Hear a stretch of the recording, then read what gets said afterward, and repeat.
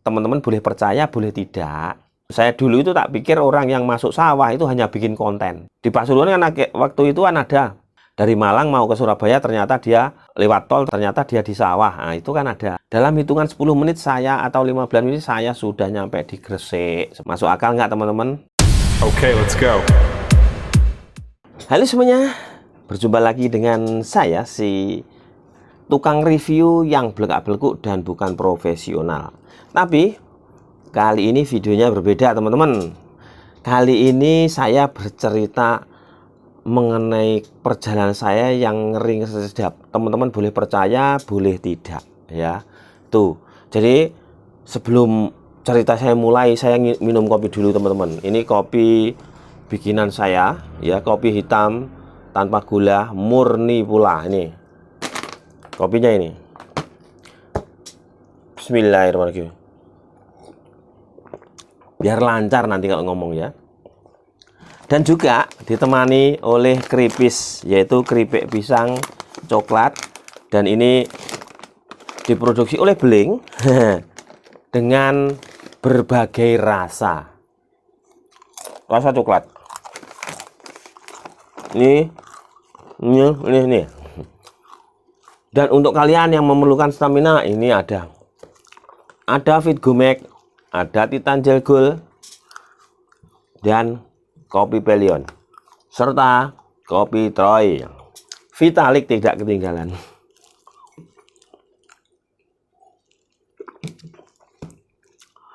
Oke teman-teman ya, kita mulai.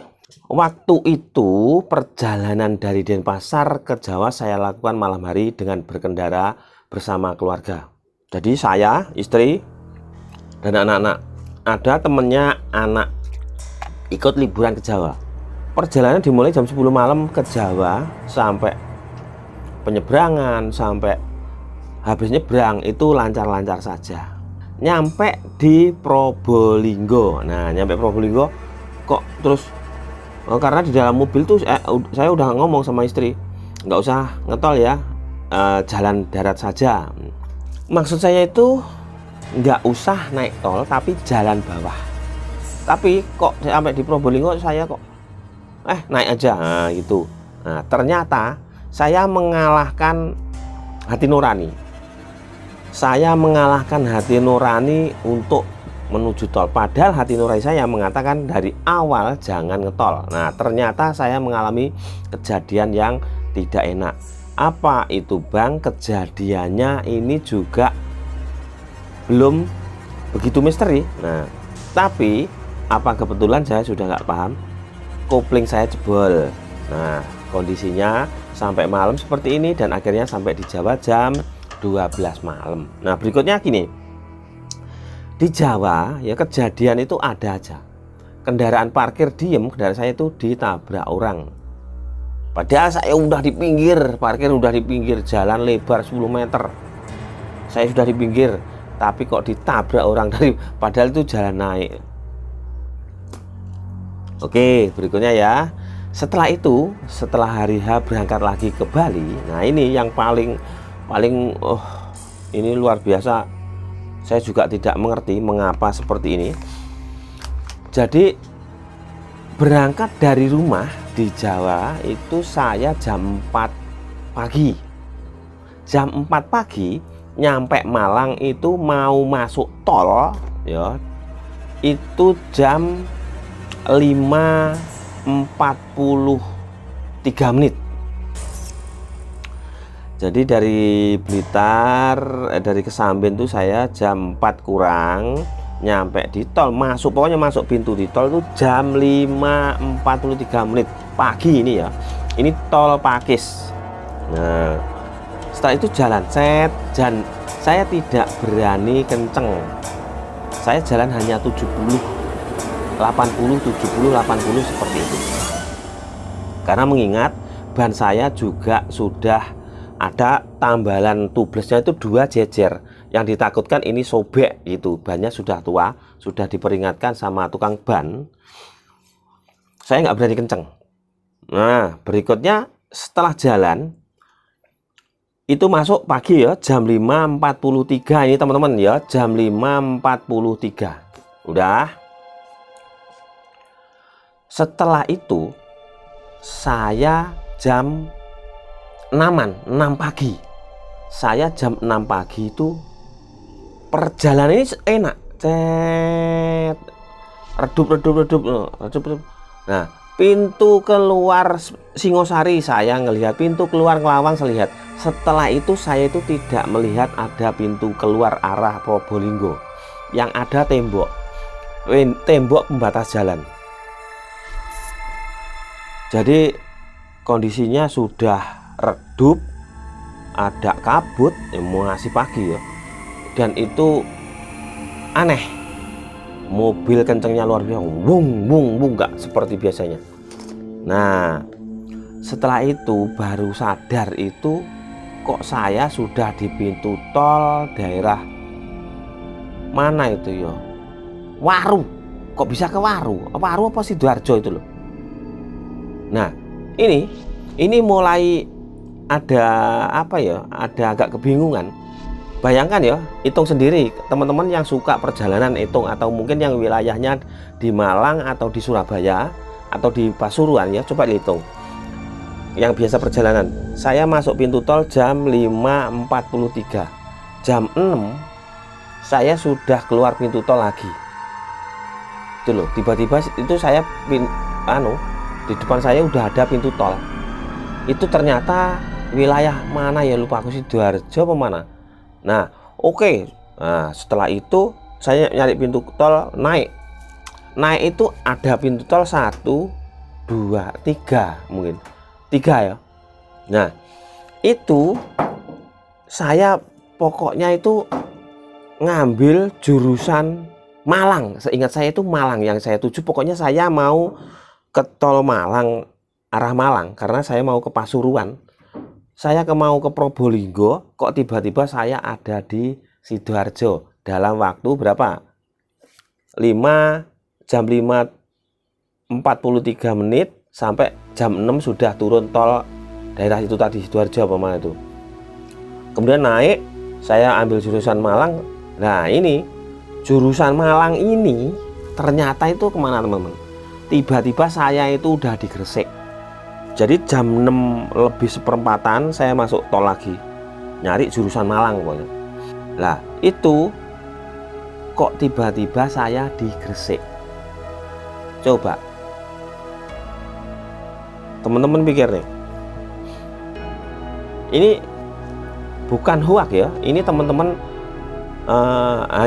saya hanya mengingatkan teman-teman untuk berhati-hati supaya tidak terjadi seperti saya ini. Jadi saya tadi masuk pintu tol yang setelah turun di mana ya, lupa aku, Sidoarjo atau mana, itu naik lagi, saya ambil jurusan Malang. Seharusnya saya akan ke Malang, tapi mengapa saya ada di Gresik, malah di baratnya Surabaya kayaknya nih. Nah, setelah itu saya otomatis nyari jalan keluar lagi kan. Saya nyari jalan keluar lagi, plek. Kemudian naik lagi itu tiba-tiba saya sudah ada di Mojokerto dalam hitungan menit pula. Itu saya udah lupa nggak ngelihat jam. Dan ini ada yang lebih aneh teman-teman ya. Jadi selama perjalanan itu kan di dashboard saya ada kamera merekam perjalanan saya. Itu selama di sana itu tidak ada sisa gambarnya. Jadi mulai masuk pintu tol masih kelihatan ya, masuk pintu tol jam 5 pagi itu masih kelihatan. Kemudian setelah itu sudah nggak ada gambar. Jadi kelihatan set gitu aja, gambarnya pintu tol gitu aja. Nah, berapa detik ya, setelah itu udah nggak ada, dan udah sampai keluar siang nanti tak ceritain. Nah, setelah saya nyampe di Mojokerto, nah saya otomatis juga nyari pintu keluar. Saya nanya orang, kenceng orangnya ini, sopir juga. Lihat pokoknya kenceng ya, orang ini kenceng, tak tanya, Loh mas, sampean salah, sampean harusnya naik ke sana, sampai naik lagi, naik tol lagi, kemudian nanti sampean putar lagi daerah mana lupa gitu. Nah, saya balik lagi, saya naik lagi, saya di Gresik lagi, kemudian saya sesuai anjuran dia, saya naik lagi, saya di Mojokerto lagi. Itu sampai terulang tuh 3 kali atau 4 kali. Saya naik turun tol itu 4 kali kayaknya, sampai bensin tank saya itu hampir habis, padahal tadinya penuh. Dari jam 6 pagi, jam 5 pagi tadi masuk tol, saya kemudian sekitar jam 11-an saya ketemu pintu keluar. Saya keluar, di situ ada orang kencing lagi. Saya nanya, Pak permisi, ini kalau arah ke Probolinggo, Pasuruan Probolinggo, tolnya lewat mana? Waduh, sampean jauh dek, sampean harusnya lewat sana. Sampean sekarang naik aja, jangan lewat sini. Sampean naik sana, nanti turun tol, lalu ambil jurusan Malang.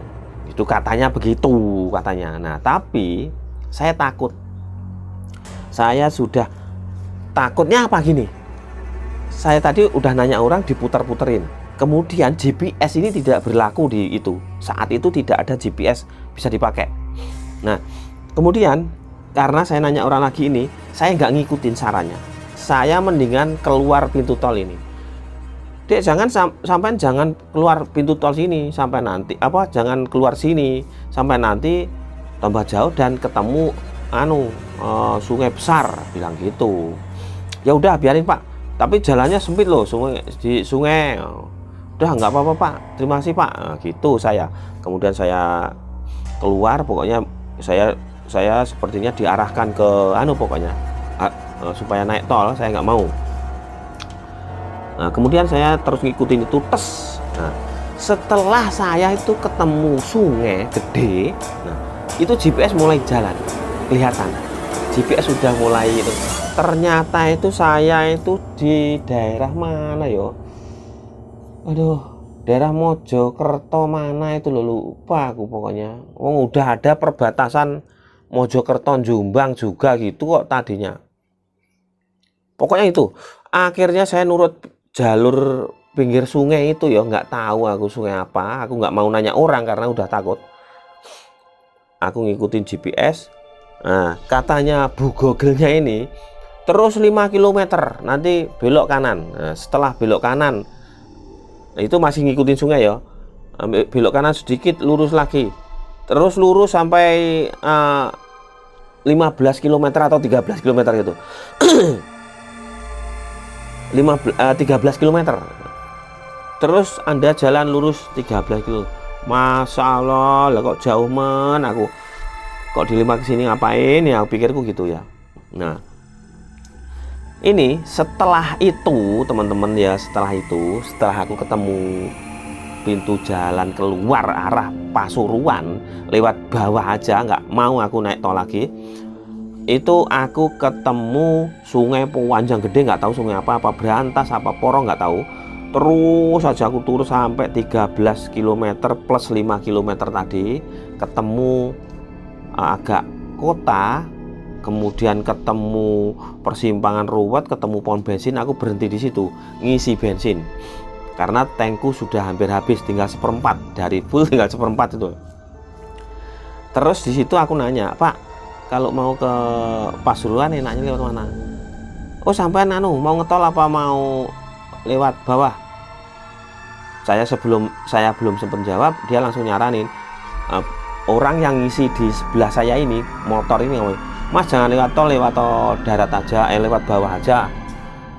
Jadi sampai nanti ini mentok terus belok kanan udah lurus tuh, bilang gitu ini.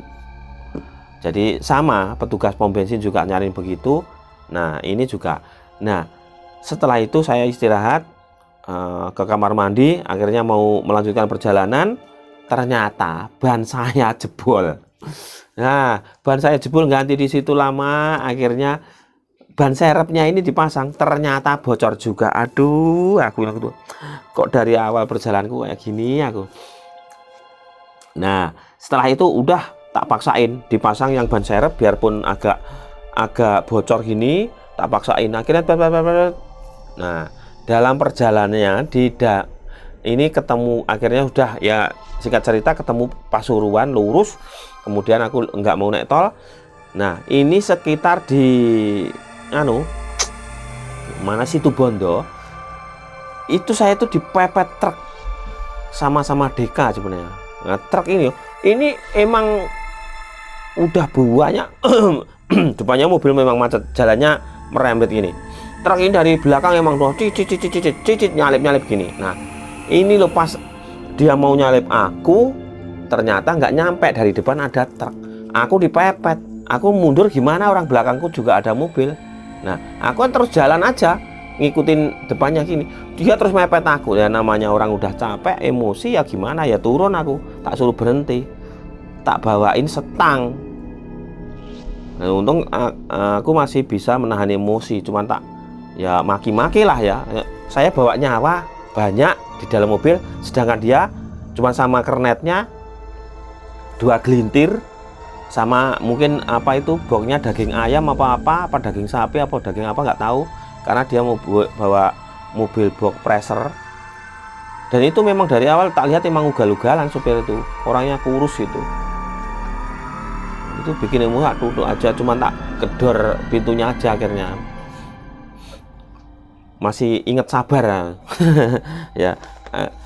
Dipepet terus gini, dia minta gimana aku caranya tuh, makin crash loh ini, orang kurang ajar itu namanya. Nah itu, nah terus setelah kejadian itu, nah mobilku itu rewel lagi ketika dikasih berebet, orang Jawa bilang. Aduh, aku itu wes sampai di situ udah aman, nyampe mau ke pelabuhan, aku berhenti di pom bensin ngisi bensin lagi. Aku mandi keramas, nggak sabunan juga nggak anduan, masih basah, tak pakai, udah berangkat lagi. Akhirnya nyebrang. Nah di situ mau nyebrang ketemu Pak Polisi banyak ya, diperiksa. Ada yang saya dengar ada yang menyebut, ya Bang YouTuber silahkan lanjutkan perjalanan, nah gitu. Tapi saya nggak ngeh orangnya yang mana.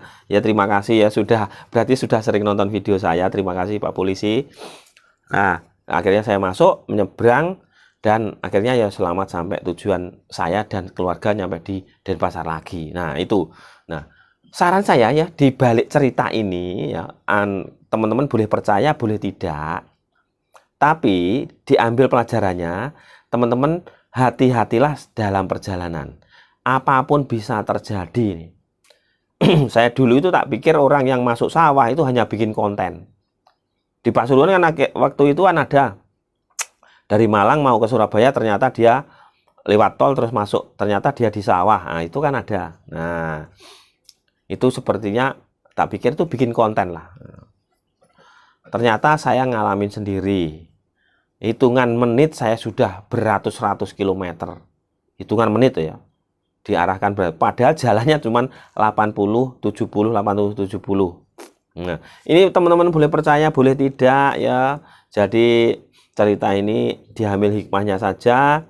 Kalau perjalanan kemanapun, sebelum melakukan apapun, aktivitas apapun, silahkan berdoa sesuai agama masing-masing. Jangan lupa ya, berdoa, waspada, siapkan badan fit. Siang malam ya, namanya goib itu bisa saja menggoda terjadi, dan itu ada dimanapun. Nah ya, saya banyak yang bilang katanya ngantuk, saya meleng, saya geblasuk. Ya memang kalau dibilang geblasuk, tapi kan secara tidak apa itu ya, gimana ya, nggak geblasuk secara sadar. Kalau geblasuk, khusus geblasuk ya, dari Malang ke Sidoarjo itu kan lama. Nah ini dari Malang aku mau ke Probolinggo, mau ke timur, tapi malah diarahkan ke barat dalam hitungan menit, hitungannya 10 menit lah ya. Dalam hitungan 10 menit saya atau 15 menit saya sudah nyampe di Gresik, seperti itu.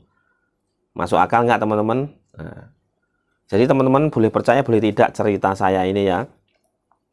Jadi saya mengalami sendiri hal mistis ini. Dalam hitungan menit saya jalan di tol dipindah jalurkan beratus-ratus kilometer. Teman-teman boleh percaya, boleh tidak, boleh bilang saya ngantuk, boleh bilang saya goblok, boleh bilang apapun. Terserah. Tapi ketika teman-teman sudah ngalami, nanti pasti percaya. Ya, itu cerita saya hari ini. Saya hanya bercerita itu karena saya punya seperti ini. Kalau nggak saya ceritakan pengalaman saya untuk teman-teman supaya hati-hati ini. Nah, nanti kalau nggak tak ceritakan ini, kurang abdol dan masih terganjal di dalam hati saya. Dalam perjalanan itu yang hati-hati, jangan meleng ya. Ingat, di tol aja bisa dilempar jauh. Ya, itu ya. Ingat berdoa kepada Tuhan masing-masing. Jangan lupa nih, ada keripik, ada kopi, ya. Keripik banyak. Oke? Semoga bermanfaat dan teman-teman bisa mengambil hikmahnya dari balik cerita saya ini. Jangan percaya, jangan percaya. Tapi percayalah ketika kalian mengalaminya. Makan keripik dulu nih.